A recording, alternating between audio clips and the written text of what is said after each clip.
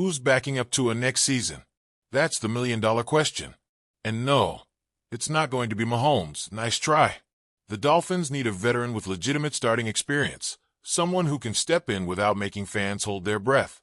Andy Dalton, Jimmy Garoppolo, Marcus Mariota, Joe Flacco. None of these names scream excitement, but compared to last year's options, they're an upgrade. But let's take a step back. Why does Miami even need to prioritize this? Well, history tells us why. Tua has yet to complete a full season without missing time. That's not an opinion, it's a fact.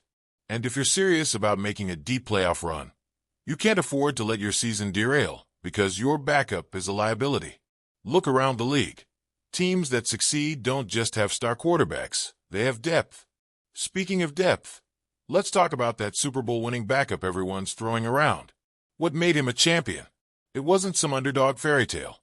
It was an elite offensive line, a strong running game, playmakers at receiver, a suffocating defense, and competent special teams.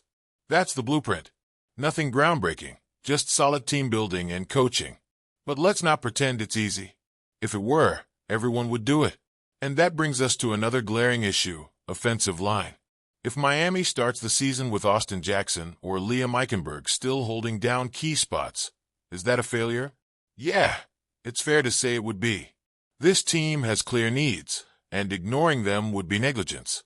But here's where it gets interesting. Chris Greer and Mike McDaniel are still in charge. Some fans were shocked they weren't shown the door. But think about it. Stephen Ross is playing the long game. Fire them now, and you bring in a new GM and coach who inherit a mess. Give them another year, and if it doesn't work, the next regime steps into a better cap situation and more draft capital. It's not crazy. It's calculated. Now, let's stir the pot a little. Should the Bills pay James Cook $15 million a year? Absolutely not. That would make him the second highest paid running back in the NFL. And while he's talented, he's not that good. Plus, Buffalo has cap issues, big ones. Handing out that kind of contract wouldn't just be a mistake. It'd be financial malpractice. Leadership in Miami is another topic worth diving into. It's easy to single out Tyreek Hill and question his role as a captain. But what about the other leaders? Where were they when players were showing up late? How does that even happen with guys like Terron Armstead, Tua Tagovailoa, Zach Sealer, Alec Ingold, and Jalen Ramsey in the locker room? The truth is, leadership only goes so far. At some point, it falls on the coaches and front office to maintain discipline.